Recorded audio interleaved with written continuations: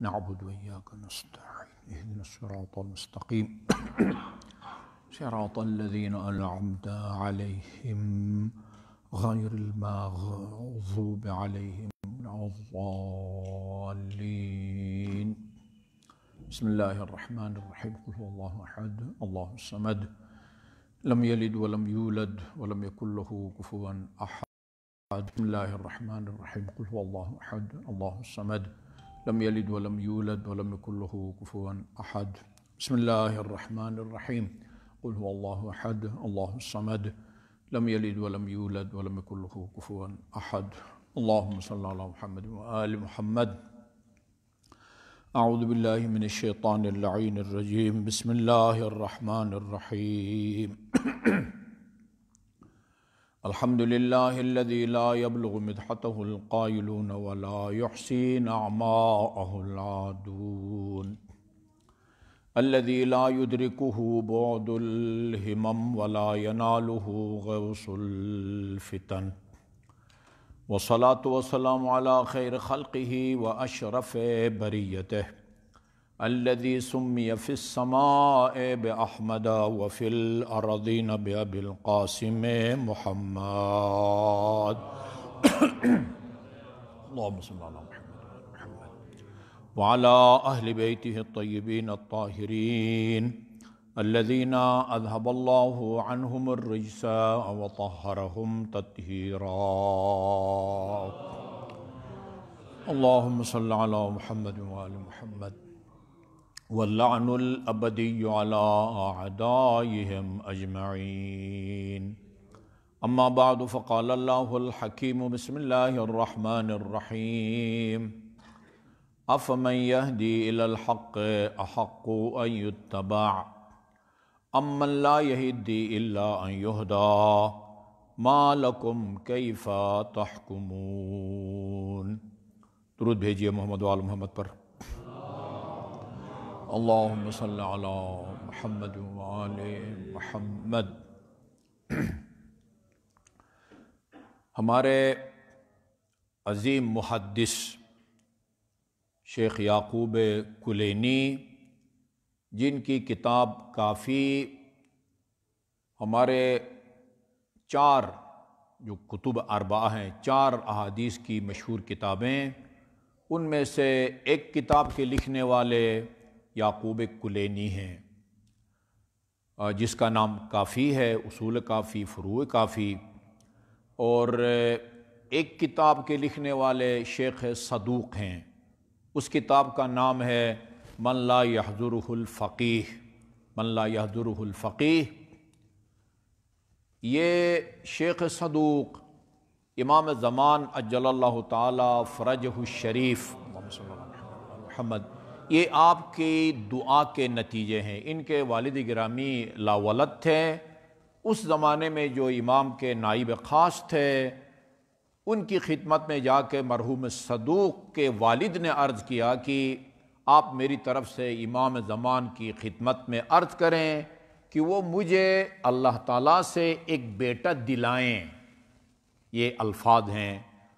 امام کی دعا کے نتیجے میں اللہ تعالیٰ نے صدوق کے والد کو صدوق کی صورت میں اولاد نرینہ اللہ تعالیٰ نے عطایت فرمایا، اور وہ زندگی میں فخر کے طور پر کہتے تھے کہ میں امام زمان کی دعا کا نتیجہ ہوں. شیخ صدوق، ان کی کتاب 200 سے زیادہ کتابیں اس بندے خدا نے لکھی ہیں.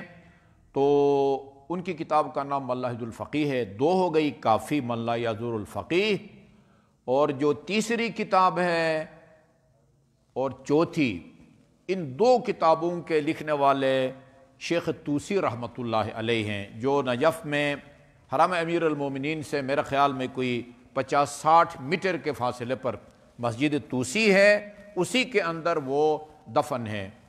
الاستبصار یہ بھی شیخ طوسی کی ہے، اور تہذیب الاحکام یہ بھی شیخ طوسی کی ہے. تو ہماری روایات کی جو کتابیں ہیں، یہ وسائل شیعہ بھی ہے، بہار الانوار بھی ہیں، کتب اربعہ کے نام سے یہی ہیں. الاستبصار ہمیں پتہ ہونا چاہیے ان چیزوں کا، خصوصاً آج کل جو نصاب کی باتیں ہو رہی ہیں ہمیں معلوم ہونا چاہیے. تو الاستبصار اور تہذیب الاحکام یہ شیخ طوسی مرحوم کی ہیں، من لا یحضرہ الفقیہ شیخ صدوق کی ہے، کافی یہ مرحوم کلینی کی ہے، شیخ یعقوب کلینی۔ شیخ یعقوب کلینی اپنی کافی کے جلد نمبر 2 اور صفحہ نمبر 292 پر محمد اور آل محمد پر صلوات کی فضیلت میں ایک روایت نقل کرتے ہیں۔ اس روایت کو شیخ صاحب نے، شیخ محسن علی نجفی اللہ تعالیٰ ان کو صحت اور طول عمر عطا فرمائے، انہوں نے اپنی کتاب تفسیر کی کتاب الکوثر جو 10 جلدوں پر مشتمل ہے، نیٹ پر یہ کتاب موجود ہے الکوثر، اس میں بھی سورہ احزاب کی آیت نمبر 56 ان اللہ وملائکتہ یصلون علی النبی یا ایھا الذین آمنوا صلوا علیہ وسلموا تسلیما، اس کی تفسیر میں اللہم صلی علی محمد وآل محمد یہ روایت نقل کرتے ہیں۔ اس امید بلکہ یقین کے ساتھ یہ روایت آپ کی خدمت میں عرض کرنے لگا ہوں کہ آپ اس 5-6 سیکنڈ کی عظیم عبادت یعنی محمد اور آل محمد پر صلوات کو اپنی مساجد، اپنی امام بارگاہ، محافل میلاد اور مجالس عزا اور نماز تک محدود نہ رکھیں، تشہد میں، رکوع میں، سجود میں، قنوت میں،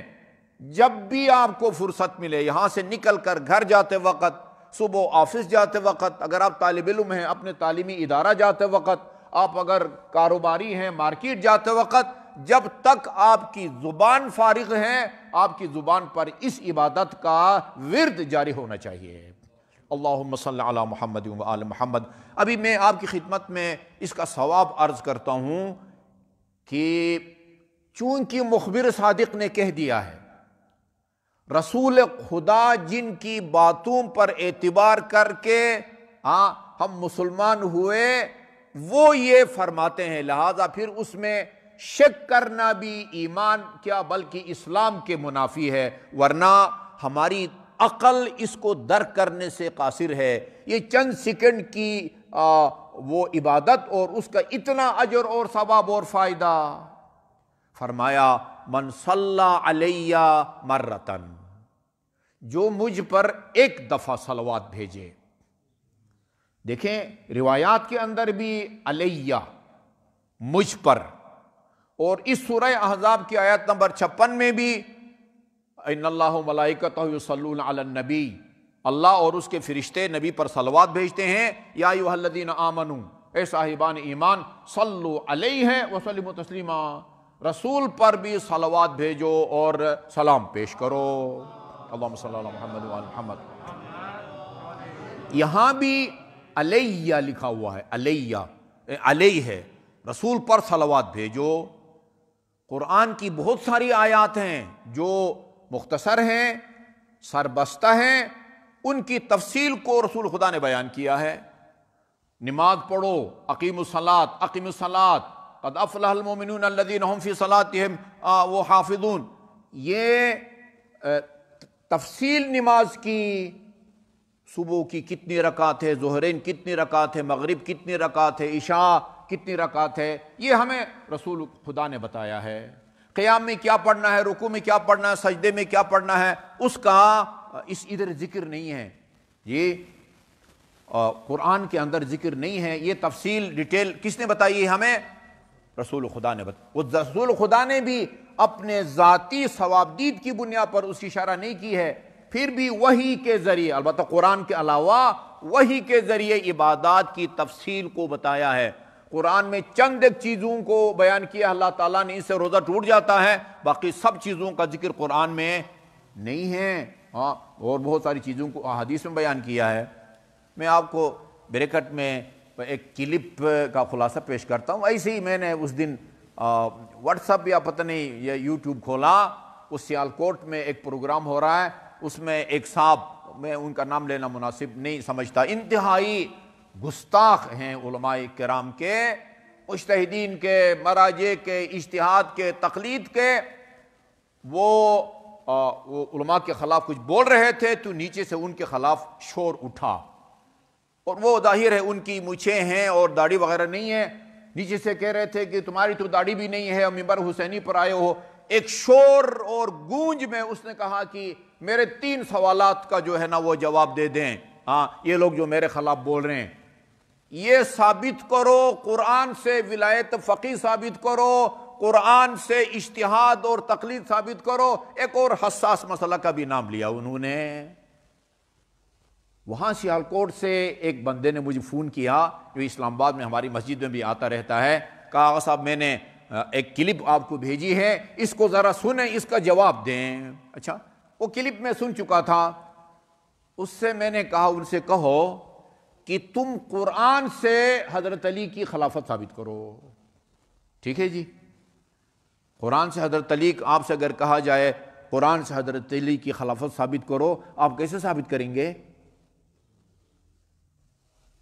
دیکھو ہے، آپ کیسے ثابت کریں گے؟ بھئی یا ایھا الذین آمنوا بلغ ما انزل الیک، اس کو آپ پڑھیں گے نا. انما ولیکم اللہ ورسولہ والذین آمنوا الذین یقیمون الصلاۃ ویؤتون الزکاۃ وہم راکعون. ان کو بیان کریں گے نا، لفظی ترجمہ کریں گے.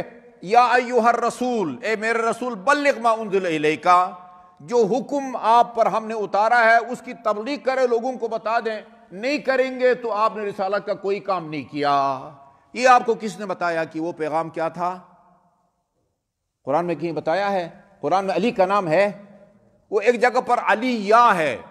ایک بہت بڑے عالم کہہ رہے تھے اس علی سے مراد علی ابن ابی طالب ہے. نہیں، علی ابن ابی طالب کا نام قرآن میں نہیں ہے، کہیں بھی نہیں ہے. اچھا بھائی، انما ولیکم اللہ، تمہارا ولی صرف اللہ ہے اور رسول ہے، اور وہ ہیں کہ جو رکوع کی حالت میں زکوٰۃ دیتے ہیں. کس نے آپ کو بتایا ہے کہ یہ رکوع کی حالت میں زکوٰۃ کس نے دی ہے؟ قرآن میں کہیں نام ہے علی بن ابی طالب کا؟ کہ مسجد نبی میں لوگ بیٹھے ہوئے تھے، سائل آیا، اس نے مانگا، کسی نے کچھ نہیں دیا، اور جب مایوس ہو کے جانے لگا، خدایا تو گواہ رہنا، میں تیرے گھر میں آیا اور یہاں سے خالی ہاتھ جا رہا ہوں. رکوع کی حالت میں اشارہ کر کے انگوٹھی کس نے دی؟ علی نے دی. کہاں لکھا ہوا ہے؟ میں نے اس سے پوچھا کہ قرآن کے لفظی ترجمے سے تم امیر المومنین کی خلافت ثابت نہیں کر سکتے، تو حدیث ہمیں بتاتی ہے کہ یہ یا ایھا الذین آمنوا یا ایھا الذین آمنوا یا ایھا الرسول بلغ ما انزل الیک، وہ پیغام کیا تھا؟ وہ تو حدیث نے ہمیں بتایا ہے کہ غدیر خم کے موقع پر ایسا ہوا ایسا ہوا. جی حدیث ہمیں بتاتی ہے، تاریخ ہمیں بتاتی ہے کہ علی تھے کہ جنہوں نے رکوع کی حالت میں زکوٰۃ دی. یہ لوگوں کو بیوقوف بنانے کے قرآن سے اجتہاد ثابت کرو. میں نے کہا وہ بھی کیا جا سکتا ہے، لیکن اس سے یہ پوچھو کہ بھئی قرآن کی کس آیت سے علی کی خلافت ثابت ہوتی ہے، حدیث کا سہارا لیے بغیر آپ کو بتائے. ایسے ہی جیسا اہل سنت کہتے ہیں قرآن سے ذوالجناح ثابت کرو. وہ تمہاری تراویح اگر ہم کہیں قرآن سے ثابت کرو، کہاں سے ثابت کرو گے؟ ہر چیز قرآن میں نہیں ہے. نماز کی رکعات تک قرآن میں نہیں ہے. بآواز بلند درود بھیجیے محمد و آل محمد پر. اللہم صلی علی محمد و آل محمد. اچھا جی، تو یہ رسول کا کام ہے تفسیر کرنا. آپ سے پوچھا جاتا ہے یا رسول اللہ، آپ کو سلام کرنے کا طریقہ تو ہم کو آتا ہے، صلوات کس طرح بھیجیں؟ وہاں آپ نے بتایا کہ صلوات کا طریقہ کیا ہے. فرمایا قولو، جب بھی مجھ پر درود بھیجنا چاہو اس طرح درود بھیجا کرو. ہاں، اللہم صل علی محمد و آل محمد کما صلیت علی ابراہیم و آل ابراہیم، جو درود ابراہیم کے نام سے مشہور ہے. اور نماز جنازہ میں بھی ہم یہی پڑھتے ہیں، اللہم صل علی محمد و آل محمد و بارک علی محمد و آل محمد وارحم علی محمد و آل محمد کما صلیت و بارکت یا کا افضل ما صلیت و بارکت علی ابراہیم و آل ابراہیم. یہ رسول خدا نے بتایا ہے کہ قرآن میں بھی ہے کہ رسول پر صلوات بھیجو. خود رسول خدا نے بھی فرمایا جو مجھ پر ایک مرتبہ صلوات بھیجے گا، حدیث میں آن حضرت پر صلوات کا ذکر ہو یا قرآن میں، اس کا مطلب کیا ہے؟ محمد اور اس کی آل پر، حضرت ابراہیم اور ان کی آل پر درود بھیجو. ٹھیک ہے جی.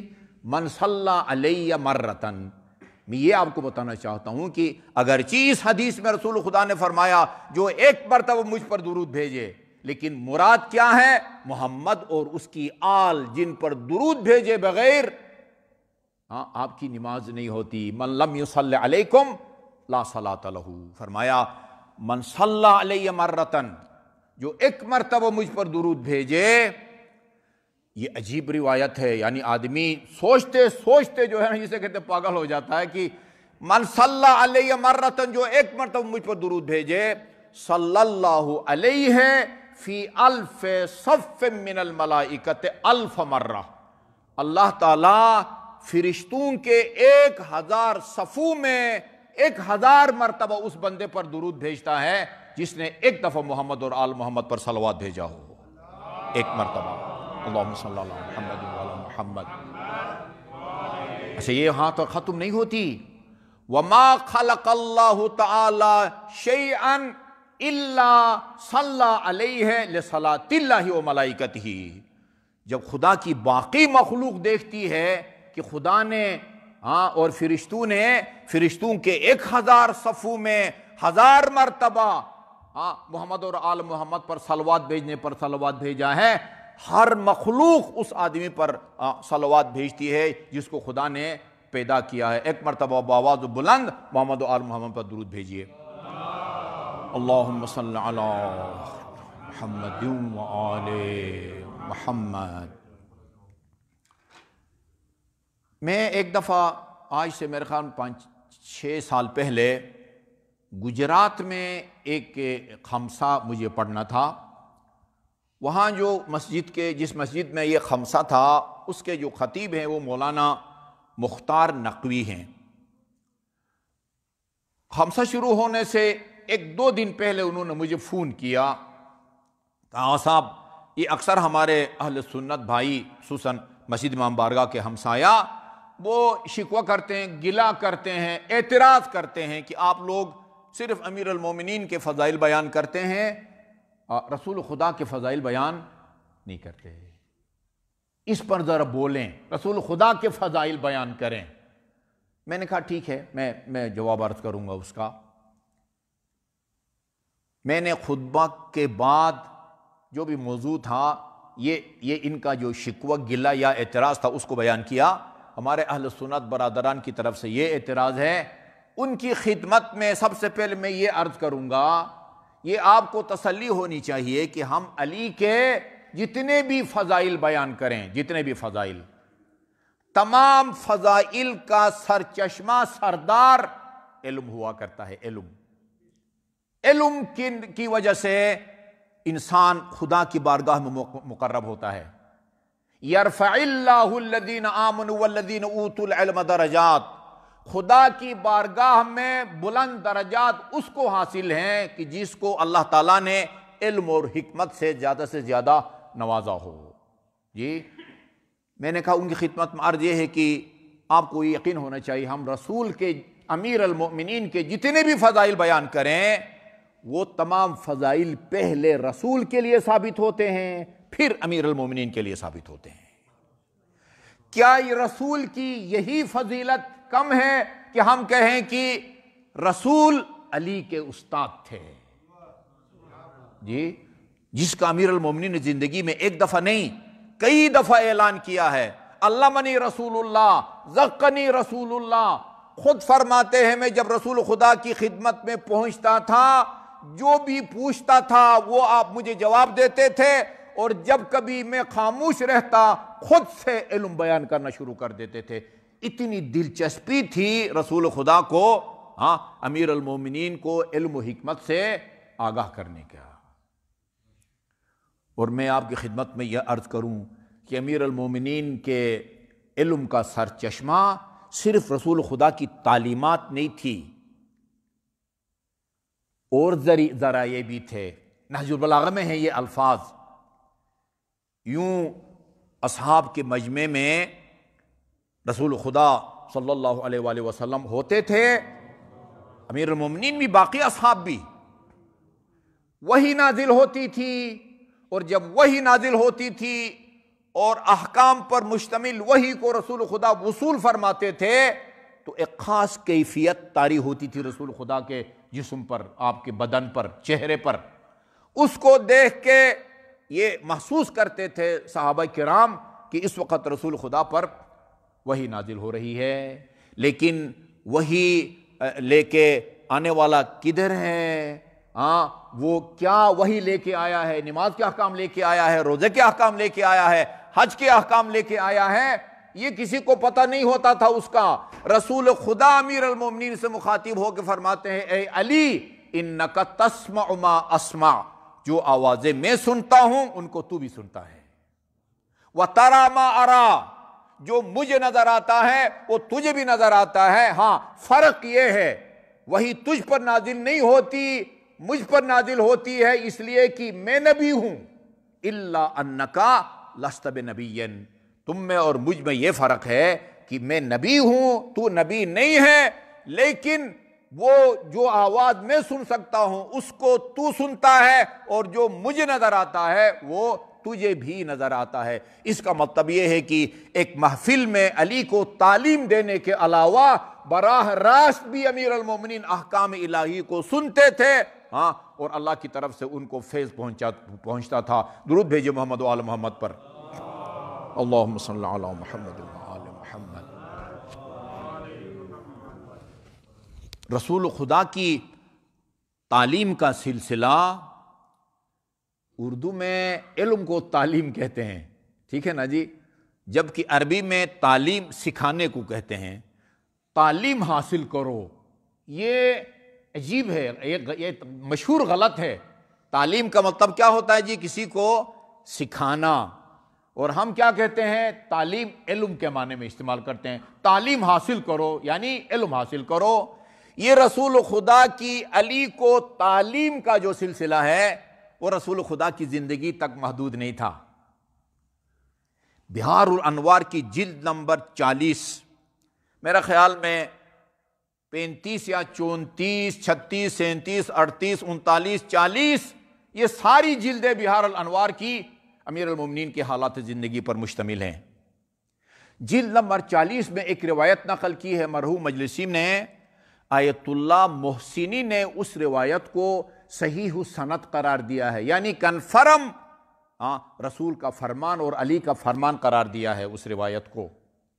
اور اس کے روایت کرنے والے امیر المومنین کے بھتیجے اور ان کے داماد عبداللہ بن جعفر طیار ہیں۔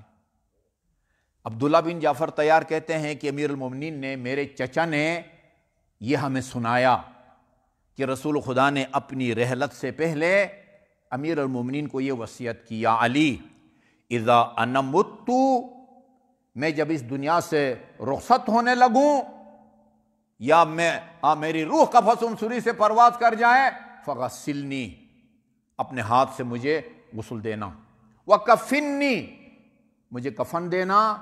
پھر کیا کرتے ہیں اس کے بعد؟ حنوت، وحنتنی، کافور دونوں ہتھیلیوں پر، پیشانی پر، دونوں گھٹنوں پر اور دونوں انگوٹھوں پر کافور ملا جاتا ہے، اس کو حنوت کہتے ہیں۔ غسل دینا، کفن دینا، حنوت کرنا، پھر دفن سے پہلے ثم ضع یدک علی صدری، پھر اپنا ہاتھ چند لمحوں کے لیے، روایت کے اندر یہ چند لمحوں کا لفظ نہیں ہے، یہ میرے ہیں، خیانت نہ ہو جائے، پھر اس کے بعد اپنا ہاتھ میرے سینے پر رکھنا، اخبرک بما هو کائن الی یوم القیامہ، ان چند لمحوں میں قیامت تک رونما ہونے والے واقعات سے میں تجھے آگاہ کروں گا۔ یہ رسول خدا نے امیر المومنین سے فرمایا۔ اور عبداللہ بن جعفر طیار فرماتے ہیں رسول خدا کی رحلت ہو گئی، وصال ہو گیا، اور اس کے بعد جب بھی امیر المومنین کوئی پیشگوئی کرتے تھے یا عرض کروں خدا داد علم کی روشنی میں غیب کی خبر دیتے تھے، وَكَانَ عَلِيٌّ إِذَا أَخْبَرَ بِمَا يَكُونَ، امیر المومنین جب بھی کبھی وہ رونما ہونے والے واقعہ کی پیشگوئی کرتے تھے، ساتھ یہ بھی فرماتے تھے هَذَا مَا أَخْبَرَنِي رسول اللہ بعد موتہ، یہ وہ خبر ہے جو رسول خدا نے اپنی رحلت کے بعد مجھے دی تھی۔ جی، یہ ہماری ایک مجبوری ہے، ہمارا حق ہے اور ہمارا فرض ہے کہ زیادہ سے زیادہ امیر المومنین کے فضائل کو بیان کریں، اور یہ زیادہ سے زیادہ اپنی ہر محفل میں امیر المومنین کے فضائل کو بیان کر کے ہم رسول خدا کے نقش قدم پر چلنا چاہتے ہیں۔ یہ کام رسول خدا نے خود کیا ہے۔ امیر المومنین کو فضائل بیان کرنا، یہ ہم رسول خدا کی حکم کی تعمیل سمجھیں یا ان کی سیرت طیبہ پر ہم عمل کرتے ہیں۔ لوگ رسول خدا کے سامنے امیر المومنین کے خلاف باتیں کرتے تھے، رسول خدا ناراض ہوتے تھے، مشتعل ہوتے تھے۔ بہار میں لکھا ہوا ہے، عبداللہ بن عمر اس کے راوی ہیں، وہ کہتے ایک مرتبہ رسول خدا کے سامنے علی کا تذکرہ ہوا، علی کی شان بیان نہیں ہوئی، کسی نے علی کے خلاف زبان کھولی، رسول خدا غضبناک ہوئے اور فرمایا ما لکم تذکرون من منزلتہ عند اللہ کمنزلتی، یہ تمہیں کیا ہو گیا ہے، میرے سامنے اس ہستی کے خلاف زبان کھولتے ہو جس کا خدا کی بارگاہ میں وہ مقام ہے جو مقام میں محمد مصطفیٰ کا ہے۔ اس کے بعد پھر یہ طولانی روایت بیان کی۔ شیخ صدوق کی 2 کتابیں ہیں میرے بزرگوں اور عزیزوں، یہ دونوں کتابیں آپ کے پاس ہونی چاہیے۔ ایک فضائل الشیعہ، شیعوں کے فضائل۔ اگر آپ صرف شیعوں کے فضائل اس کتاب کو پڑھیں، کتابچہ کہیں یا کتاب کہیں، یہ محمد علی بک ایجنسی کے پاس یہ دونوں کتابیں موجود ہیں۔ عربی میں جو میرے پاس ہے آئی شیعہ بک، اس کے اندر بھی یہ دونوں کتابیں موجود ہیں۔ اگر آپ صرف فضائل شیعہ پڑھیں گے تو آپ بہت ہی خوش فہمی کے شکار ہو جائیں گے، اور ہو سکتا ہے اس نتیجے تک پہنچے آپ کہ مجھے جنت میں جانے کے لیے کچھ کرنے کی ضرورت نہیں ہے۔ ون وے نہیں ہونا چاہیے۔ 7 صفات الشیعہ بھی پڑھیں کہ یہ جو رسول خدا نے شیعوں کے صفات بیان کیے ہیں وہ کون ہوتے ہیں۔ جس رسول خدا نے شیعوں کے فضائل بیان کیے ہیں اسی رسول خدا نے شیعوں کے اور ائمہ معصومین نے شیعوں کے صفات کو بھی بیان کیا ہے۔ شیعہ کون ہوتا ہے جس کے یہ فضائل ہیں، یا حقیقی معنوں میں محب علی کون ہوتا ہے جس کے یہ فضائل رسول خدا نے بیان کیے ہیں۔ فرمایا ما لکم تذکرون من منزلتہ عند اللہ کمنزلتی، تمہیں کیا ہو گیا ہے اس شخص کے خلاف باتیں کرتے ہو جس کا مقام خدا کی بارگاہ میں وہ ہے جو میں محمد مصطفیٰ کا ہے۔ اس کے بعد فرمایا الا من احب علیا، یاد رکھو جس کے دل میں علی کی محبت ہوگی، لا یخرج من الدنیا حتی یشرب من الکوثر، اس وقت تک وہ دنیا سے نہیں جائے گا جب تک کوثر کا جام نہیں پیے گا۔ یعنی جس کے دل میں بھی علی کی محبت ہے، باقی اس کے عقائد کچھ بھی ہوں، جانے سے پہلے جنت کا کوثر جو ہے نا وہ نوش فرما کے جائے گا۔ میں تو آپ کو خدا کے منکرین میں علی کی محب دکھا سکتا ہوں، میں آپ کو رسول کے منکرین میں علی کے محب دکھا سکتا ہوں، میں آپ کو علی کی امامت اور خلافت کے منکر لوگوں میں علی کے محب دکھا سکتا ہوں جنہوں نے کئی جلدیں علی کی شان میں لکھی ہیں، لیکن علی کی شان میں کتابیں لکھی ہیں، مناقب علی کے نام سے ان کی کتابیں ہیں، لیکن وہ علی کو اس طرح امام نہیں مانتے جس طرح آپ مانتے ہیں۔ جی علی کو وہ مقام نہ دیں جو علی کو خدا نے دیا ہے۔ آپ جو نیک عمل بھی انجام دیں، جتنے فضائل بیان کریں، اس کو آپ کو وہ فائدہ نہیں ملے گا جو فائدہ علی کو اپنا خدا کی طرف سے منسوب امام ماننے والے کو مل سکتا ہے۔ یہ انسان کو غلط فہمی سے نکلنا چاہیے۔ پھر 2 قدم آگے بھی بڑھیں، اور ہر اس آدمی کو بھی کوثر کا جام نہیں دیا جائے گا جو علی کو اپنا امام مانے لیکن ساری زندگی علی کی نافرمانی میں گزاری ہو۔ کیا خیال ہے؟ ہاں ہے نا ایسے لوگ؟ وہ جو بندے خدا سینکڑوں کے مجمع میں کہتا ہے اللہ تعالیٰ نے، وہ اپنے آپ کو محب علی بھی ظاہر کرتا ہے، 12 اماموں کی امامت کا بھی اقرار کرتا ہے، لیکن اپنا عقیدہ کیا ہے؟ کہتا ہے اللہ تعالیٰ کو حضرت عباس نے پیدا کیا ہے، یہ محب علی کوثر کا جام پیے گا دنیا میں مرنے سے پہلے۔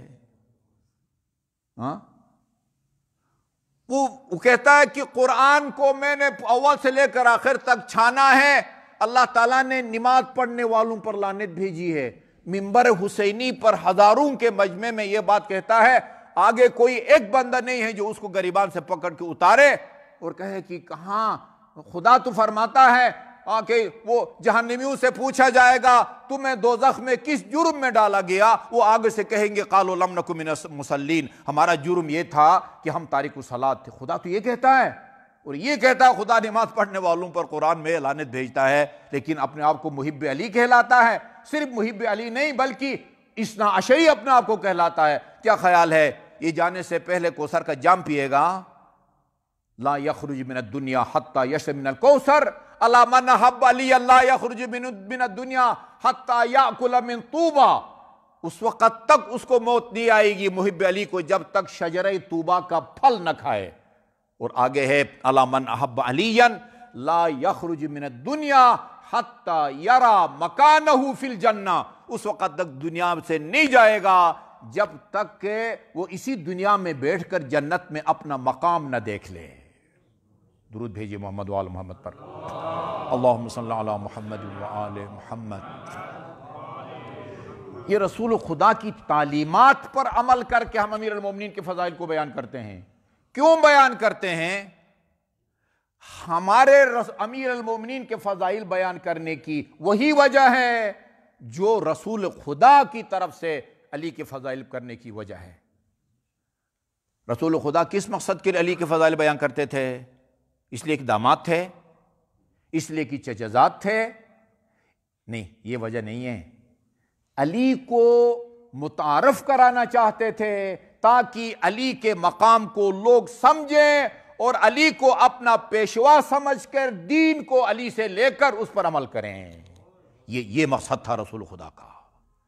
ہم بھی اسی مقصد کے لیے دنیا کے سامنے علی کو پیش کرنا چاہتے ہیں کہ یہ موازنہ کا موقع دینا چاہتے ہیں، یہ علی ہیں، یہ علی۔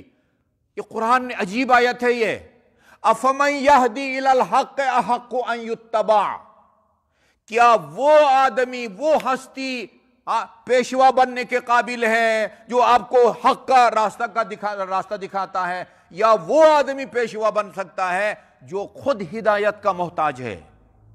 پھر خدا فرماتا ما لکم، تمہیں کیا ہو گیا ہے؟ میں اپنی زبان میں کہا تمہاری عقلوں کو کیا ہو گیا ہے؟ کیف تحکمون، یہ کس طرح کے وہ فیصلے کرتے ہو؟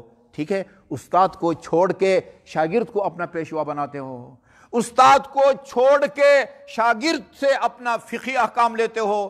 امام جعفر صادق علیہ السلام جو اللہم صلی اللہ محمد وآل محمد، چار اہل سنت کے جو فقہا ہیں ائمہ اربعہ، کسی کے براہ راست ڈائریکٹ استاد ہیں امام جعفر صادق اور کسی کے بالواسطہ ہیں، لیکن امام جعفر صادق استاد کو فراموش کرتے ہیں اور شاگردوں سے اپنے نماز پڑھنے کا طریقہ، وضو کا طریقہ، حج کا طریقہ لیتے ہیں۔ ما لکم کیف تحکمون، وہ کس طرح کے فیصلے کرتے ہو؟ ایک تعارف کرانا چاہتے ہیں امیر المومنین کا، اور دوسرا فائدہ علی کے فضائل بیان کر کے، علی کے فضائل کو سنا کے، علی کے فضائل کو سن کے، علی کے فضائل کا مطالعہ کر کے، علی کے فضائل کو تحریر کر کے اپنے گناہ بخشوانا چاہتے ہیں۔ رسول خدا نے فرمایا ہے جو آدمی علی کے فضائل کو زبان سے بیان کرے گا میں خدا اس کے گناہوں کو بھی بخشتا ہے، جو علی کے فضائل کو کسی محفل میں بیٹھ کے سنے اللہ اس کے گناہوں کو بھی بخشتا ہے، اور جو مطالعہ کرے اس کے گناہوں کو بھی بخشتا ہے، اور جو تحریر کرے اللہ تعالیٰ اس کے گناہوں کو بھی بخشتا ہے۔ ہاں، ہم گناہگار ہیں، ہم چاہتے ہیں علی کے فضائل کو بیان کر کے اپنے گناہ بخشوائیں۔ ہم گناہگار ہیں، محفل میلاد میں یا مجلس عزا میں علی کے فضائل سن کے اپنے ان کو گناہوں کو بخشوانا چاہتے ہیں۔ من کتب فضیلۃ من فضائل علی، الحمدللہ سارا آپ لوگ پڑھے لکھے ہیں، آپ کے ہر شخص کی کوئی نجی ڈائری ہوگی۔ من کتب فضیلۃ من فضائل علی، جو ایک علی کی فضیلت بیان کر لکھے اپنی ڈائری میں، علی کی ایک فضیلت بیان کرے۔ میں آپ کو بتاتا ہوں، اپنی ڈائری میں لکھے رسول خدا نے فرمایا علی مع القرآن والقرآن مع علی۔ رسول خدا نے فرمایا انا مدینۃ العلم وعلی بابها، اپنے اس میں لکھیں۔ رسول خدا نے فرمایا علی مع الحق والحق مع علی، علی حق کے ساتھ ہے، حق علی کے ساتھ ہے۔ اللہم ادر الحق حیث ما دار، خدایا حق کو ادھر پھیر جدھر علی جائے۔ 3 فضیلتیں بیان کی ہے نا، آپ اپنی ڈائری میں اس کو لکھیں. اس کی کیا فضیلت ہے؟ من کتب فضیلۃ من فضائل علی، جو ایک فضیلت لکھے اپنی ڈائری میں کسی بینر کے اوپر، استغفرت لہ الملائکۃ ما بقی منہ الرسم، جب تک اس تحریر کے آثار موجود ہیں اللہ کے فرشتے اس فضیلت لکھنے والے کے لیے طلب مغفرت کرتے رہتے ہیں. اس آدمی سے زیادہ خوش قسمت کون ہو سکتا ہے جس کے لیے فرشتے اللہ تعالیٰ سے طلب مغفرت کرتے ہیں. اللہ تعالیٰ فرشتوں کو دعا کو مسترد نہیں کرتا. اور اسی حدیث کے آخر میں رسول خدا نے فرمایا النظر الی علی عبادہ، علی کا عام مشہور جو ہے حدیث ہے وہ علی کے چہرے کی طرف دیکھنا عبادت ہے. امام نسائی نے اپنے خصائص علی میں لکھا ہے کہ وہ ایک مرتبہ ام المومنین تھی اور حضرت ابوبکر تھے، اور حضرت ابوبکر امیر المومنین کی چہرے کی طرف دیکھتے تھے اور اپنی نگاہیں نہیں اٹھاتے تھے علی کے چہرے مبارک سے. بیٹی نے پوچھا بابا یہ اس طرح آپ وہ نظریں مرکوز کر کے اور جما کے دیکھتے ہیں جیسے کہ آپ نے پہچانا نہیں ہے اور ان کو پہچاننے کی کوشش کر رہے ہیں؟ فرمایا بیٹی یہ بات نہیں ہے، میں جانتا ہوں یہ کون ہے، لیکن میں نے رسول خدا صلی اللہ علیہ وسلم کو فرماتے ہوئے اپنے ان دونوں کانوں سے سنا ہے النظر الی وجہ علی عبادہ، علی کے چہرے کی طرف دیکھنا عبادت ہے. میں اس عقیدے کے ساتھ علی کے چہرے کو دیکھ رہا ہوں کہ جب تک میری نگاہیں علی کے چہرے پر رہیں گی مجھے خدا کی عبادت کا ثواب ملتا رہے گا. لیکن یہ جو روایت ہے اس کے اندر چہرے کا ذکر نہیں ہے. یہاں اگر چہرے کا ذکر ہو صرف پھر اس عبادت کا دائرہ تنگ ہو جائے گا. یہاں چہرے کا ذکر نہیں ہے. النظر الی علی عبادہ، علی کی طرف دیکھنا عبادت ہے. علی سامنے سے آ رہے ہوں اور آپ کی نظر علی کی چہرہ مبارک پر پڑے یہ بھی عبادت ہے. علی آگے جا رہے ہوں اور آپ کی نظر علی کی پشت مبارک پر پڑے یہ بھی عبادت ہے. النظر الی علی عبادہ. یہ رسول خدا نے علی کے فضائل کو بیان کیا اور ہمیں بھی کہا کثرت سے علی کے فضائل کو بیان کرو. یہ تو سب کو پتہ ہے، چھوٹے چھوٹے شیعہ بچوں کو ہی پتہ ہے. رسول خدا نے فرمایا زینوا مجالسکم بذکر علی بن ابی طالب، اپنے مجالس کو علی بن ابی طالب کے ذکر سے زینت دو.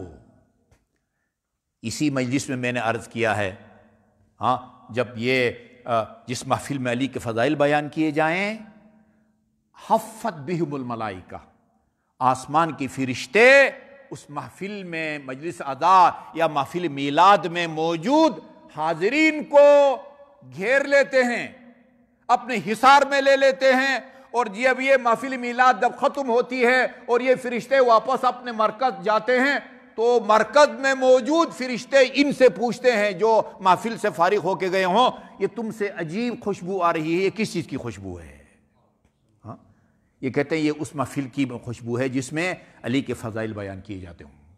وہ کہتے ہیں بھئی ہمیں بھی لے چلو زمین پر، چلو ہمیں بھی دکھاؤ. کہتے ہیں کہ وہ تو مجلس ختم ہو گئی، وہ ایک اسلام آباد سے بندہ پڑھنے آیا تھا، پڑھ کے چلا گیا، ابھی وہ جگہ خالی ہے، وہاں ابھی ذکر نہیں ہو رہا. وہ کہتے ہیں ہمیں اس جگہ لے چلو.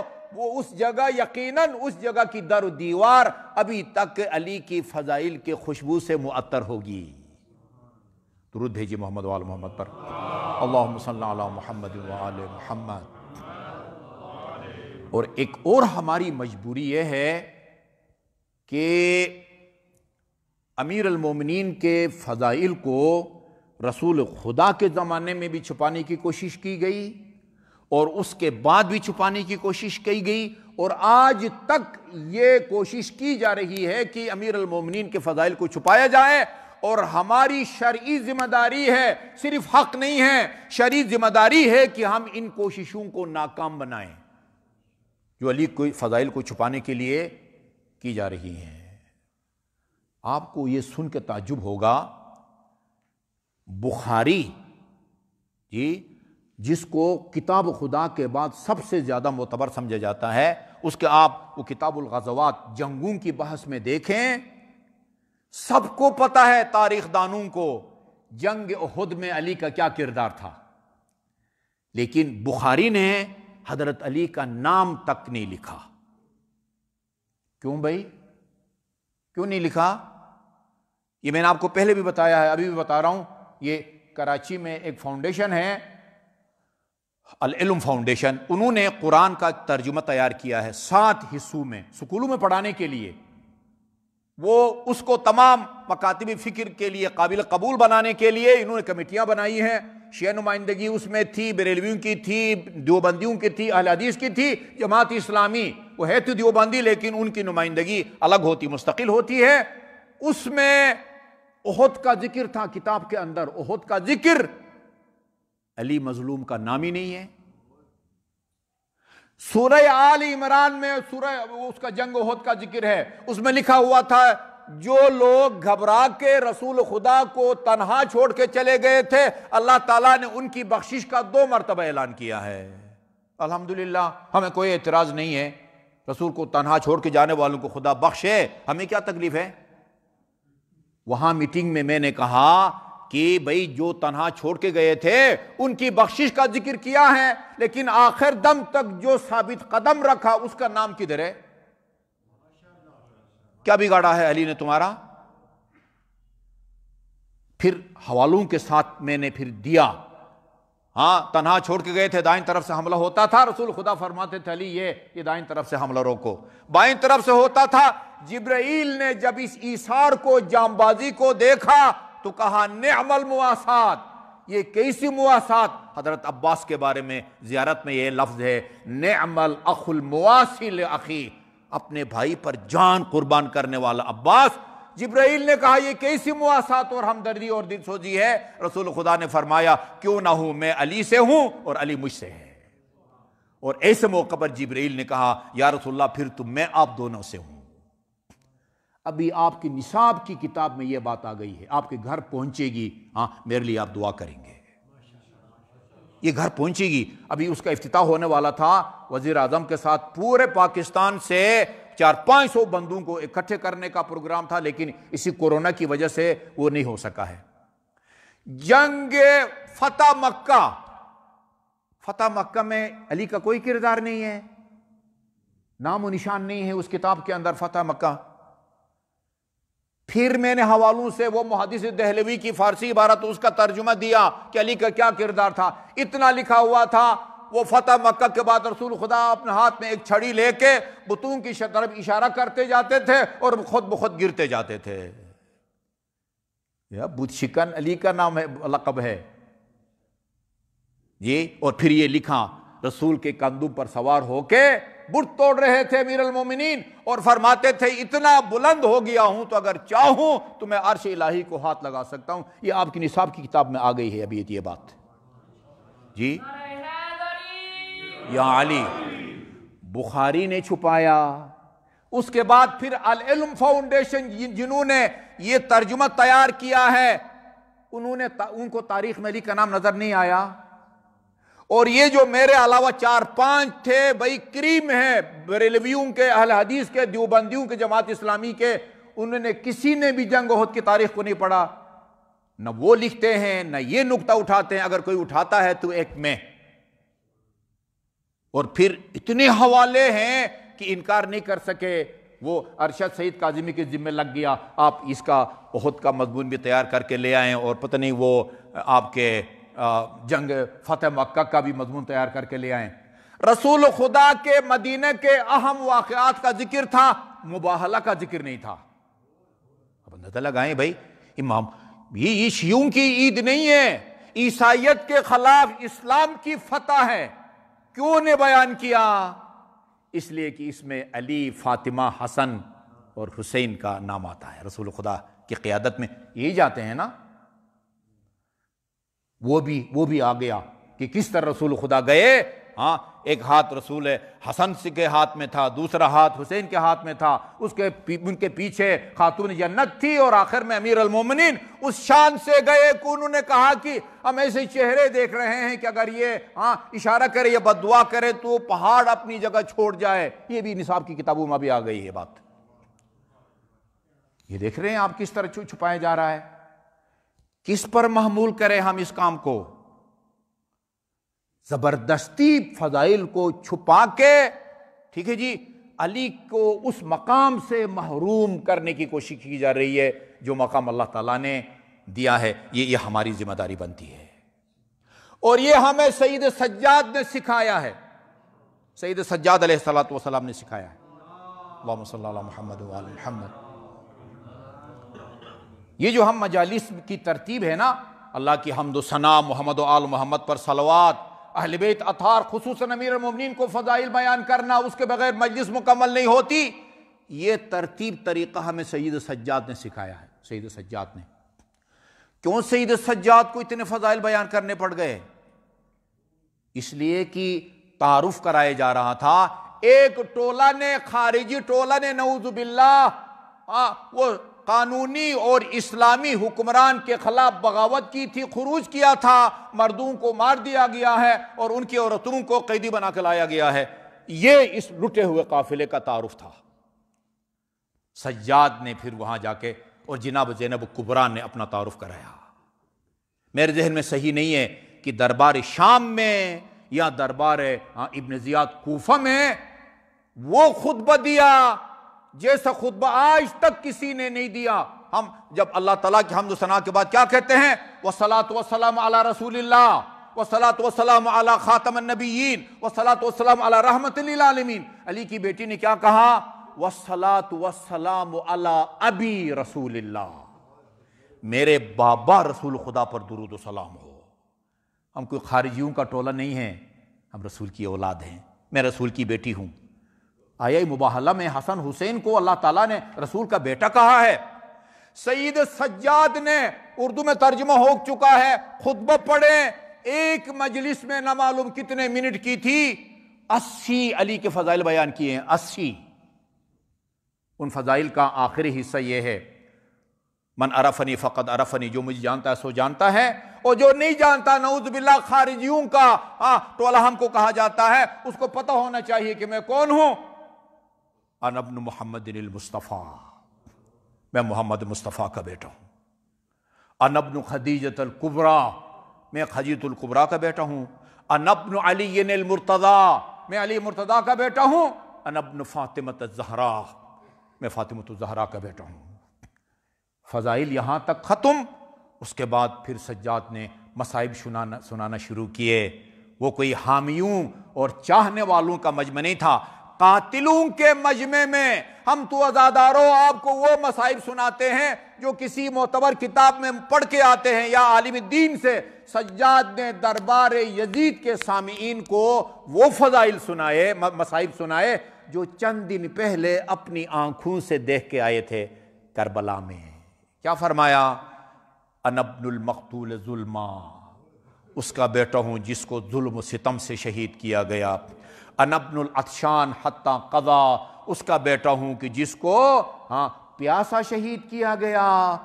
اس کے بعد ایک مصائب کا جملہ ہے عزادارو، میں سنا بھی کرتا تھا اور مرثیوں میں بھی سنا کرتا تھا، کتابوں میں بھی، لیکن جب تک اپنی آنکھوں سے مقتل کے جملوں کو نہیں پڑھا، اس جملے کو میں نے مصائب میں شامل نہیں کیا۔ سجاد فرماتے ہیں انا ابن المذبوح من القفا، اس مظلوم باپ کا بیٹا ہوں جس کو پس پشت سے ذبح کیا گیا، اس کا بیٹا ہوں جس کے سر مبارک کو شہادت کے بعد جدا کر کے تن پاک سے نو کے نیزے پر سوار کیا گیا، اور آخر میں اس مصیبت کو بیان کیا جس کو سجاد ساری زندگی نہ بھول سکے۔ اور جب کسی نے پوچھا تھا مدینے سے لے کر واپس مدینے تک سب سے زیادہ مصیبتیں کہاں پڑی، 3 دفعہ فرمایا تھا الشام الشام الشام، فرمایا اس مظلوم باپ کا بیٹا ہوں کہ جس کے اہل حرم کو حسین کی شہادت کے بعد ظالموں نے کربلا سے لے کر کوفہ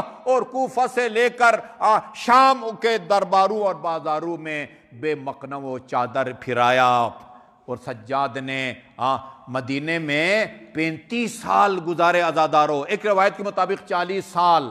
ہم جب حج پہ جاتے ہیں حجاج کرام کو اس جگہ کی بھی زیارت کراتے ہیں جہاں سجاد نے 35 سال اپنے مظلوم بابا اور شام کے مصائب کو یاد کر کے روتے رہے۔ کسی نے پوچھا کہ آپ کب تک روئیں گے؟ فرمایا شاید تجھے اندازہ نہیں ہے میں اپنی آنکھوں سے کیا دیکھ کے آیا ہوں، رأیت جماعت اہل بیتی یذبحون حولی، تم مجھ سے پوچھتے ہو کب تک روئیے گا، میں نے اپنی آنکھوں سے اپنے آس پاس اپنے بابا کو اور رشتہ داروں کو ذبح ہوتے ہوئے دیکھا ہے۔ اور جب کسی نے پوچھا شہادت پر تو آپ کو فخر ہونا چاہیے، یہ اہل بیت کا شیوا ہے؟ فرمایا ہاں یہ اس پر ہم کو ناز ہے، لیکن یہ بتا کیا یہ چیز بھی ہماری روایات میں ہے؟ وہ نبی کی نواسیاں، وہ علی کی بیٹیاں جن کو کبھی چشم فلک نے بھی نہ دیکھا۔ علی کے ہمسایہ کہتا ہے عبداللہ میں 12 سال جناب زینب کبریٰ علی کے گھر کا ہمسایہ رہا، اس 12 سال کے عرصے میں نے علی کی بیٹی کے سراپا کو نہیں دیکھا، لیکن یہی علی کی بیٹی ایک روایت کا جملہ عرض کروں کس حالت میں ابن زیاد کے دربار میں داخل ہوئی، اسی پر مجلس کا اختتام کرتے ہیں۔ روایت کہتی ہے دخلت زینب بنت علی علی ابن زیاد وہی فی ارذل ثیابها، کل کی کوفہ کی شہزادی ابن زیاد کے دربار میں جب داخل ہوئی، آپ کے بدن پر پرانا سا لباس تھا، تکتم وجہہا بکمہا، علی کی بیٹی نے اپنے آستین سے چہرے کا پردہ کیا ہوا تھا، کیوں؟ لأن خمارہا قد سلب، اس لیے کہ چادر تو اشقیاء نے کربلا میں چھین لی تھی۔ لا اضحک اللہ سن الدہر ان ضحکت وآل احمد المظلومون قد قہروا ولا حول ولا قوة الا باللہ العلی العظیم، انا للہ وانا الیہ راجعون۔ یا محمود بحق محمد، ویا اعلی بحق علی، ویا فاطر السماوات والارض بحق فاطمہ، ویا محسن بحق الحسن، ویا قدیم الاحسان بحق الحسین، واولادہ المعصومین، خدایا بحق محمد و آل محمد جو مومنین و مومنات پریشان حال ہیں کسی بھی حوالے سے ان کی پریشانیوں کو دور فرما، جو مومنین و مومنات مریض ہیں خصوصاً جو مومنین و مومنات اس عالمی وبا سے متاثر ہیں، جن کے مجھے یاد ہیں ہمارے محترم عالم دین مولانا راجہ ناصر عباس صاحب، سجاد حسین کاظمی صاحب، انیس الحسن النقوی صاحب، ہمارے دوست ہیں عرفان صاحب، ان کے والدین اور ان کی اہلیہ، اور جو مومنین و مومنات جن کے نام مجھے یاد نہیں ہیں، خدایا انہیں اپنی قدرت و کاملہ سے شفائے کامل اور عاجل عطا فرما، اس عالمی وبا سے انسانیت کو جلد از جلد نجات عطا فرما۔ حق محمد و آل محمد جو مومنین و مومنات بے روزگار ہیں ان کے رزق حلال میں وسعت عطا فرما، جن مومنین و مومنات نے کوئی جائز کاروبار شروع کر رکھا ہے ان کے کاروبار میں برکت نصیب فرما۔ قائم آل محمد کے توجہات خاص کو ہم سب کے شامل حال فرما، آپ کے ظہور میں تاجیل فرما، ہمیں آپ کے اعوان اور انصار میں شامل ہونے کی توفیق عطا فرما۔ مرحوم ملک غلام عباس جن کی ایصال ثواب کے لیے مجلس منعقد کی گئی ہے، ان کے گناہان صغیرہ اور کبیرہ کی مغفرت فرما، انہیں محمد و آل محمد کی شفاعت اور ان کے جوار میں مقام عطا فرما۔ درخواست کروں گا مرحوم کو ایصال ثواب کے لیے مرحوم کے 1 مرتبہ سورہ فاتحہ اور 3 مرتبہ سورہ قل هو اللہ کی تلاوت فرمائیں۔ بسم اللہ الرحمن الرحیم، الحمد للہ رب العالمین الرحمن الرحیم مالک یوم الدین، ایاک نعبد و ایاک نستعین، اہدنا الصراط المستقیم صراط الذین انعمت علیہم غیر المغضوب علیہم ولا الضالین۔ بسم اللہ الرحمن الرحیم، قل هو اللہ احد اللہ الصمد لم یلد ولم یولد ولم یکن له کفوا احد۔ بسم اللہ الرحمن الرحیم، قل هو اللہ احد اللہ الصمد لم یلد ولم یولد ولم یکن له کفوا احد۔ بسم اللہ الرحمن الرحیم، قل هو اللہ احد اللہ الصمد لم یلد ولم یولد ولم یکن له کفوا احد۔ بسم اللہ الرحمن الرحیم، قل هو اللہ احد اللہ الصمد لم یلد ولم یولد ولم یکن له کفوا احد۔ اللہم اغفر للمؤمنین والمؤمنات والمسلمین والمسلمات الاحیاء منهم والاموات، تابع اللہم بیننا وبینہم بالخیرات، انک مجیب الدعوات انک علی کل شیء قدیر برحمتک یا ارحم الراحمین۔ ان دعاؤں کی استجابت کی نیت سے بآواز بلند صلوات۔